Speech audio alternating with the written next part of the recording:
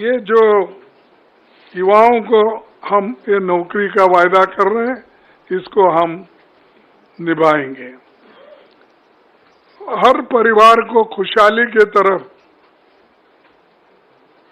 जाने के लिए 300 यूनिट की फ्री बिजली, ठीक है ना?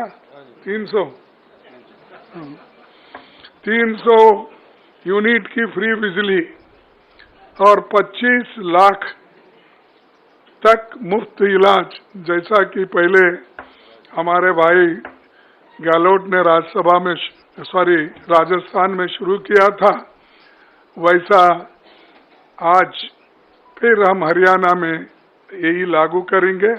तो ये दोनों भी जो फ्री बिजली और मुफ्त इलाज, ये बहुत ही पक्का है और गरीबों को इससे बहुत फायदा होगा, किसानों को भी फायदा होगा।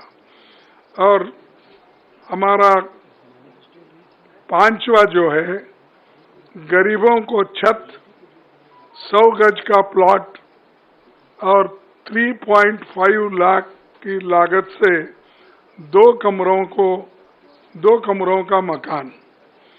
तो ये देखिए जरा, ये कम होता है, क्योंकि 2 में क्या करना, उसके लिए बाद में सोचिए, क्योंकि पकाना किधर, सोना किधर। कम से कम एक किचन तो अगर रहा तो उसको ऐड कर दीजिए। तो किचन तो होगा, हाँ, किचन बाथरूम तो होगा। तो न फिर ठीक है, लेकिन देखिए मैं अब तो फिर वायदा नहीं करता, क्योंकि आप अपने बजट को देखकर ये वायदे किए हैं। तो इसीलिए जब आपकी हालत सुधरेगी तो उस पर विचार कीजिए।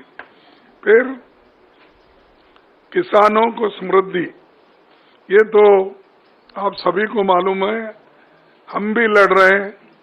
राहुल गांधी जी भी एमएसपी के लिए बहुत लड़े, अभी भी लड़ रहे हैं।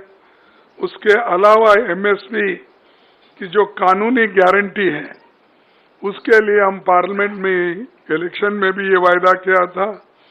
हमारे हरियाणा कांग्रेस कमेटी के आज के नेता लोग भी इस हरियाणा कांग्रेस का संकल्प पत्र में भी ये लिखा गया है। तो इस एमएसपी गारंटी का भी वो काम करेंगे।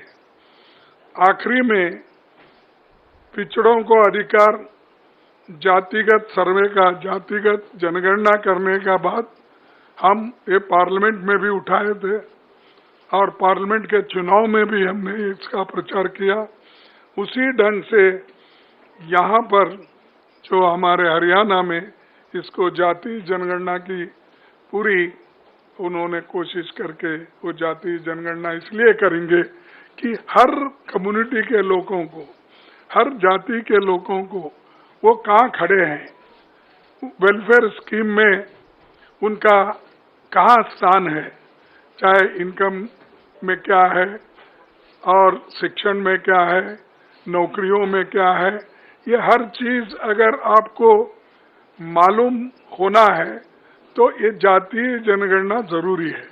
इसीलिए वो काम हमारे हरियाणा की कांग्रेस पार्टी कर रही है और ये वायदा उन्होंने किया है और इसको हम अमल में लाएंगे। इसके सिवाय जो आप सबके समक्ष, हरियाणा एक बहुत ही प्रॉस्परस स्टेट था, उसको इन्होंने इस केंद्र सरकार के इशारे पर चलने वाला राज्य सरकार उसको बर्बाद किया और वहां पर आज नशे के बहुत केसेस हो रहे हैं, सुसाइड्स हो रहे हैं और यहाँ तक कि जो सबसे नंबर 1 स्टेट माना जाता था हिंदुस्तान में, उसको अगर खराब करने में किसका हाथ है तो वो बीजेपी सरकार का, और खासकर मोदी जी जो हमेशा पीछे से चलता है। कभी कभी थोड़े दिन मैं रेलवे में मिनिस्टर था, ये इंजन दो लगाते हैं, एक आगे एक पीछे। आगे के लेके चलता है, अगर कहीं रुक गया है फिर पीछे आना है तो डेमो इंजन लगती है, वो पीछे लेके भी जाता है। तो वैसा इनके पास डबल इंजन सरकार है, एक आगे लेके जाती है फिर बाद में दूसरा पीछे लाती है। तो ऐसी ये सरकार है। तो इनके साथ अगर जो इनके कमियां हैं उनको दूर करना है तो आज कांग्रेस पार्टी को